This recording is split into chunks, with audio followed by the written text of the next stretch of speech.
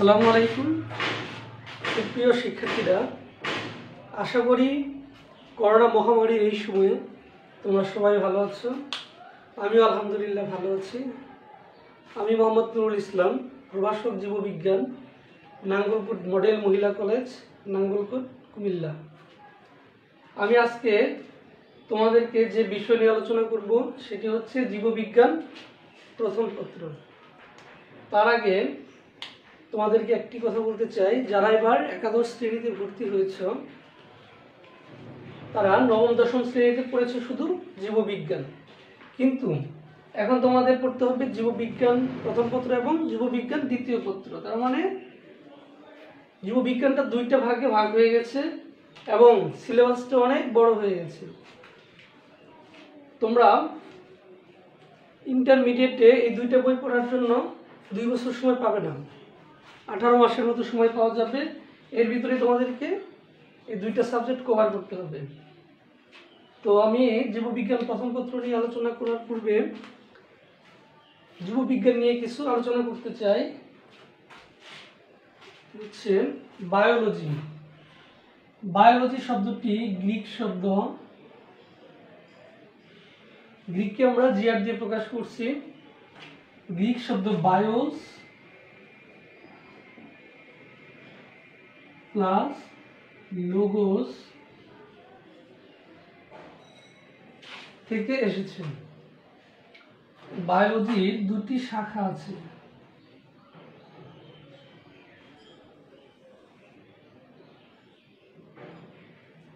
দুইটি শাখা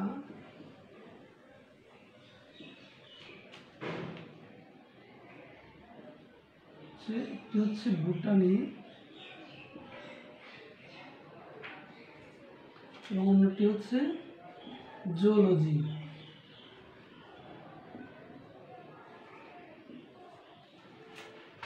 এখন আমরা দেখব বোটানি। বোটানি শব্দটা গ্রিক শব্দ,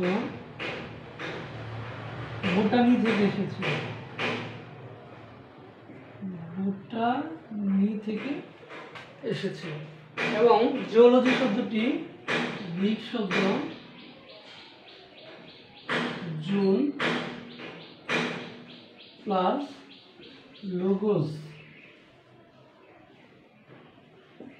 থেকে এসেছে। বোটানি আলোচনা করা হয় প্লান্ট নিয়ে, প্লান্টস নিয়ে, এবং জিওলজিতে আলোচনা করা হয় অ্যানিমালস নিয়ে।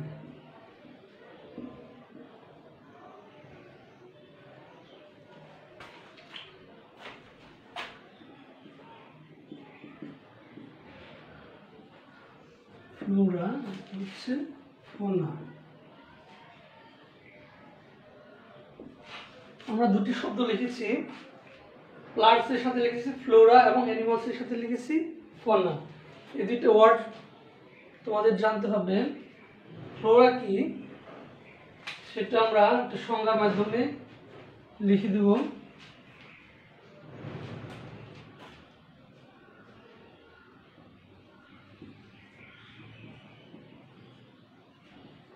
পৃথিবীর সমস্ত উদ্ভিদকুলকে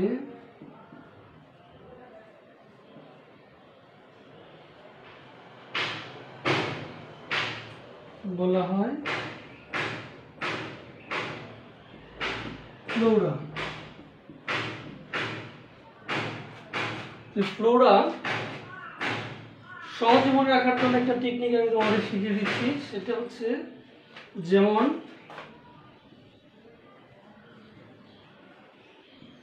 উদ্ভিদে ফুল ফোটে, ফুল ফোটে। দেখো ফুলের সাথে ফ্লোরার একটা সম্পর্ক আছে বা মিল পাওয়া যায়। যেহেতু ফুল উদ্ভিদে ফোটে সেহেতু ফ্লোরার কথা শুনলে আমরা মনে করে নেব সেটা হচ্ছে উদ্ভিদ, এবং সমস্ত উদ্ভিদ, পৃথিবীর সমস্ত উদ্ভিদ নিয়ে সেখানে আলোচনা করা হয়েছে। এখন আমরা দেখব ফনা।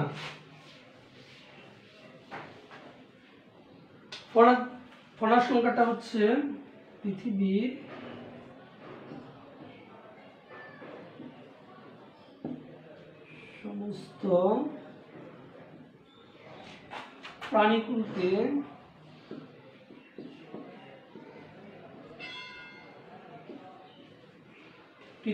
সমস্ত প্রাণীকুলকে বলা হয় ফনা।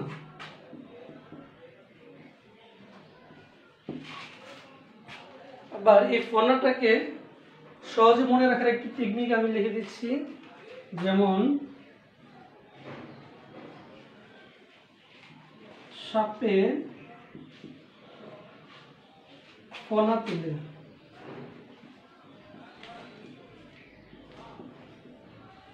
সাপে ফনা তুলে, এখানে সাপটা হচ্ছে একটা প্রাণী, যেহেতু ফনা, এই ফনার সাথে এই ফনার একটা মিল আছে, সেহেতু ফনা আসলে আমরা মনে করে নেব সেটা হচ্ছে প্রাণী বা পৃথিবীর সমস্ত প্রাণীকুল।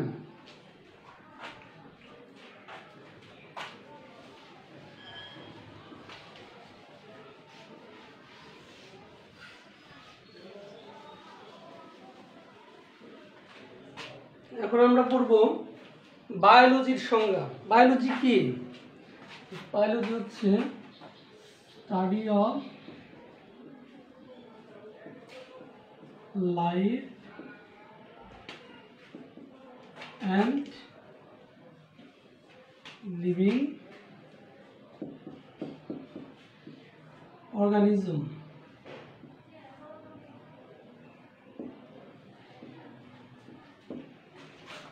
অর্থাৎ জীবন এবং জীব সম্পর্কে যেখানে আলোচনা করা হয় তাকেই জীববিজ্ঞান বলে বা বায়োলজি বলে। বায়োলজির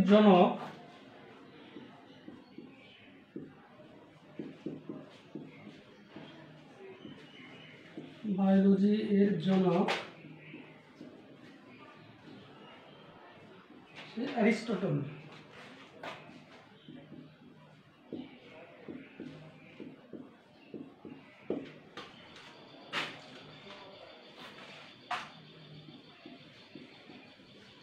এখন আমরা দেখব বোটানি বা উদ্ভিদ বিজ্ঞান।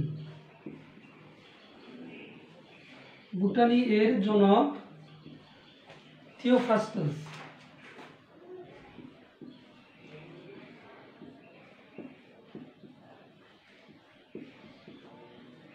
তিনি একজন গ্রিক দার্শনিক ও বিজ্ঞানী ছিলেন, আর অ্যারিস্টটল ছিলেন গ্রিক দার্শনিক।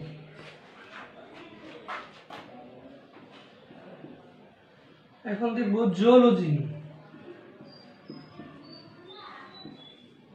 জুওলজি এর জনক হচ্ছে অ্যারিস্টটল।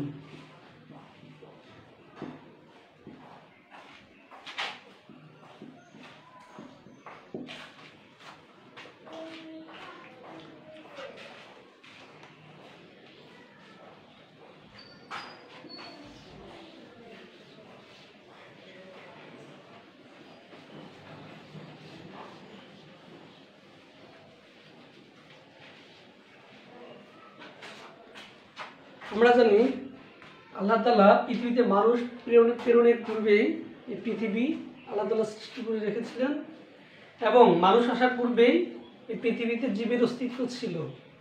এখন আমরা দেখব পৃথিবীর আদি জীব কোনগুলো। পৃথিবীর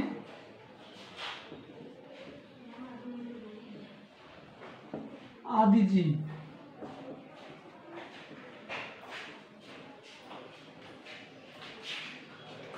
পৃথিবীর আদি জীবগুলো হচ্ছে ভাইরাস,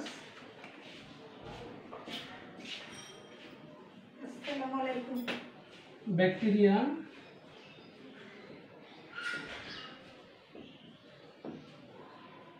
এবং অ্যামিবা।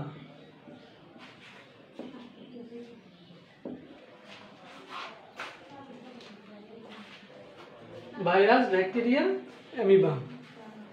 এখন আমরা দেখব পৃথিবীর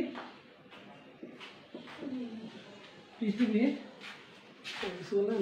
জি, এই রুমে তো আমি ক্লাস করাই, অন্য রুমে যাই এই করতে চাকরি। আমি কি করতেছি তো চাবিটা নিয়ে যান, অনলাইনে ক্লাস নিচ্ছি।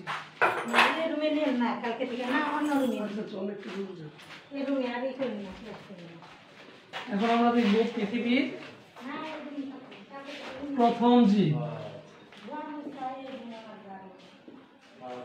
তো পৃথিবীর প্রথম জীব হচ্ছে ভাইরাস।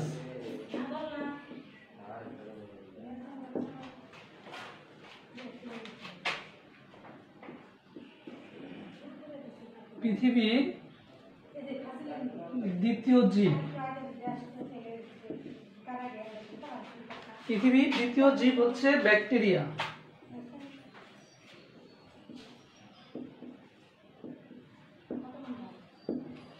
এখন আমরা দেখব পৃথিবীর প্রথম প্রাণী। পৃথিবীর প্রথম প্রাণী। পৃথিবীর প্রথম প্রাণী হচ্ছে অ্যামিবা।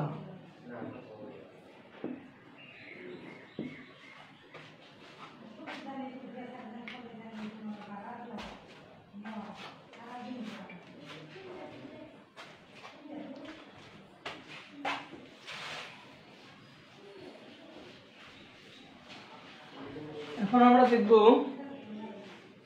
বায়োলজির কিছু গ্রামাটিক্যাল পয়েন্ট। এটা হচ্ছে কোষ বা সেল। কোষ বা সেল। তো কোষের সঙ্গে আমরা সবাই জানি জীবদের গঠন ও কাজের এককে কোষ বলে। তো কতগুলো কোষ একত্রিত হয়ে গঠিত হয় কলা বা টিস্যু।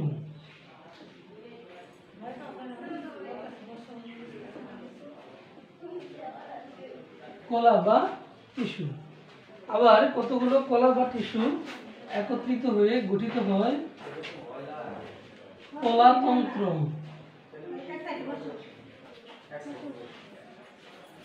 বা টিস্যু সিস্টেম। Tissue system.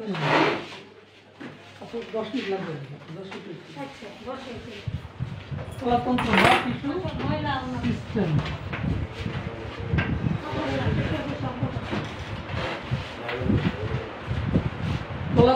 কতগুলো কলাতন্ত্র বা টিস্যু সিস্টেম একত্রিত হয়ে গঠিত হয়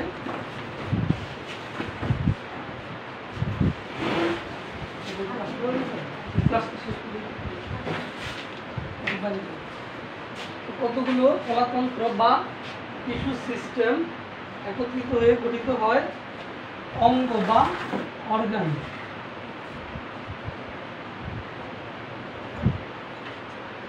আবার কতগুলো অর্গান বা অঙ্গ একত্রিত হয়ে গঠিত হয়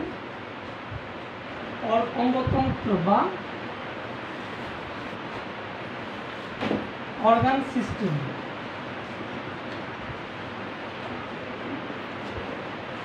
আবার কতগুলো অর্গান সিস্টেম একত্রিত হয়ে গঠিত হয় দেহ বা বডি।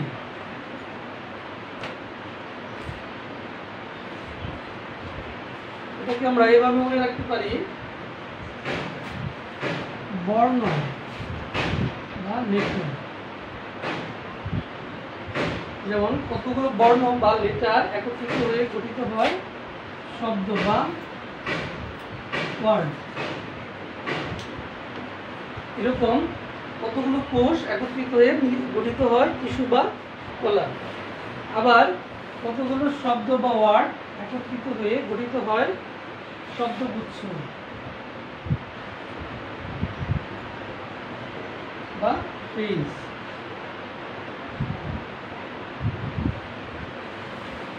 এরকম কতগুলো কলা বা টিস্যু একত্রিত হয়ে গঠিত হয় কলাতন্ত্র বা টিস্যু সিস্টেম।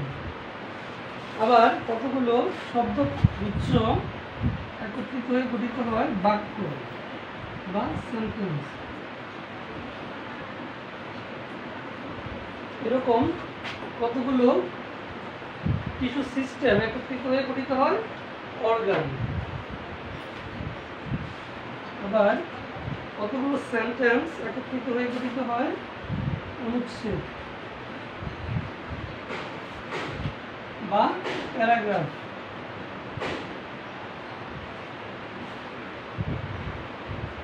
তার সংক্ষেপে আমরা একে প্যারাও বলে থাকি। আবার কতগুলো অনুচ্ছেদ একত্রিত হয়ে গঠিত হয় একটি রচনা বা এসে। এরকমই কতগুলো অর্গান সিস্টেম একত্রিত হয়ে গঠিত হয় বডি বা দেহ। সেটাকে আমরা এভাবে মনে রাখতে পারি, একটি বিল্ডিং এর সাথে তুলনা করে, একটি বিল্ডিংকে যদি আমরা বডির সাথে তুলনা করি বা দেহের সাথে, এবং ইটটাকে আমরা কোষের সাথে তুলনা করতে পারি।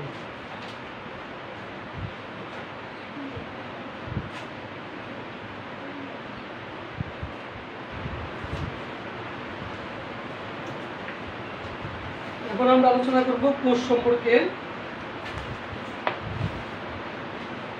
1665 সালে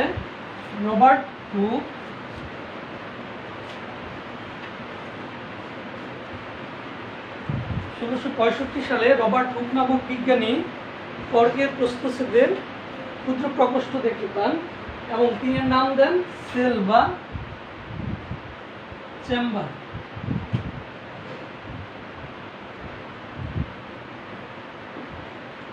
তিনি যে প্রকোষ্ঠটা দেখেছিলেন সেটি ছিল মৌচাকের মতো অথবা জেলখানার কয়েদিদের সেলের মতো মনে হয়েছিল, এর জন্য তিনি এর নাম দিয়েছিলেন সেল। পরবর্তীতে দেখা যায় তিনি যে সেলটি দেখেছিলেন সেটি ছিল আসলে মৃত কোষ এবং কোষ প্রাচীর, মৃত কোষের কোষ প্রাচীর। পরবর্তীতে 1674 সালে অ্যান্টনি ভন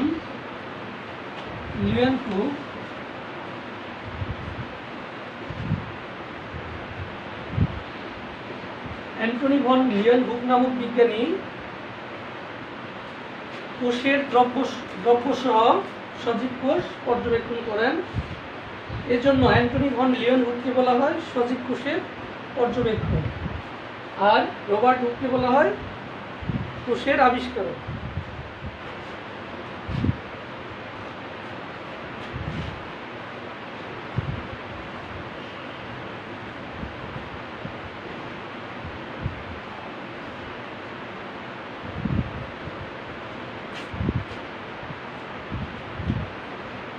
এখন আমরা দেখব কোষের প্রকারভেদ সম্পর্কে।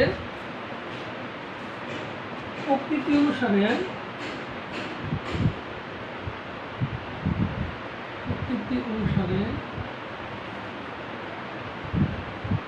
কোষ দুই প্রকার।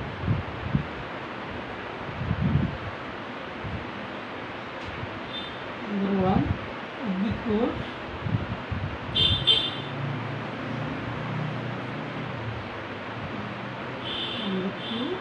প্রাণী কোষ।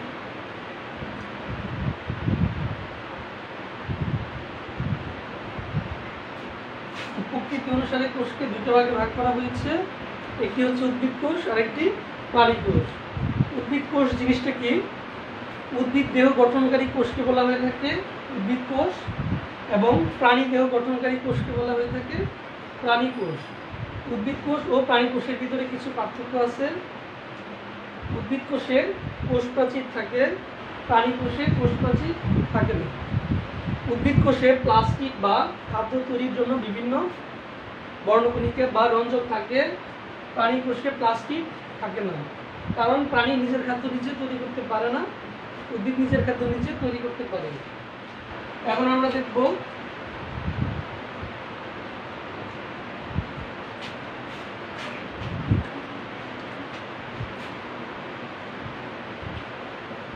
কাজের উপর ভিত্তি করে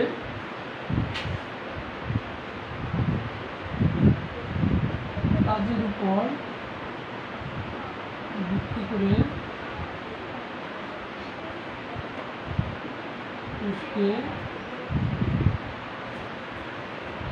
দুই ভাগে ভাগ করা হয়েছে। একটি হচ্ছে দেহকোষ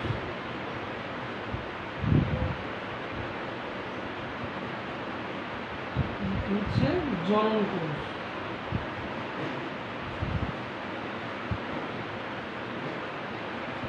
দেহকোষটা হচ্ছে উদ্ভিদের মূল, কাণ্ড, পাতা ইত্যাদি তৈরি করে থাকে এবং জনন কোষ উদ্ভিদের জননে অংশগ্রহণ করে, অর্থাৎ শুক্রাণু ডিম্বাণু তৈরি করে থাকে।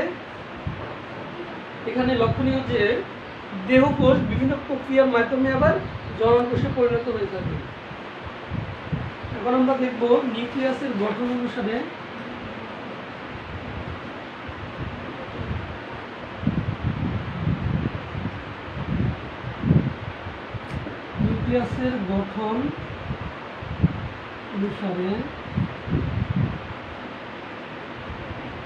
কোষকে দুই ভাগে ভাগ করা যায়। একটি হচ্ছে আদিকোষ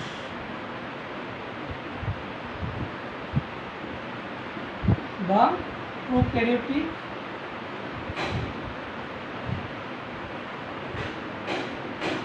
সেল, এটি হচ্ছে প্রকৃত কোষ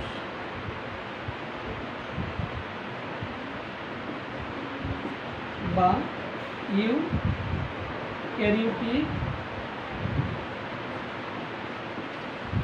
সেল। আদিকোষ হচ্ছে এদের নিউক্লিয়াসের নিউক্লিয় মেমব্রেন ও নিউক্লিওলাস অস্পষ্ট বা থাকে না। প্রকৃত কোষে নিউক্লিয়াসের নিউক্লিয় মেমব্রেন ও নিউক্লিওলাস সুস্পষ্ট থাকে বা দেখা যায়। তো আজকে এই পর্যন্তই। প্রিয় শিক্ষার্থীরা, আশা করি তোমরা এই করোনা পরিস্থিতির ভিতরে সরকারি নির্দেশনা মেনে চলবে, সুস্থ থাকবে। সবাইকে ধন্যবাদ।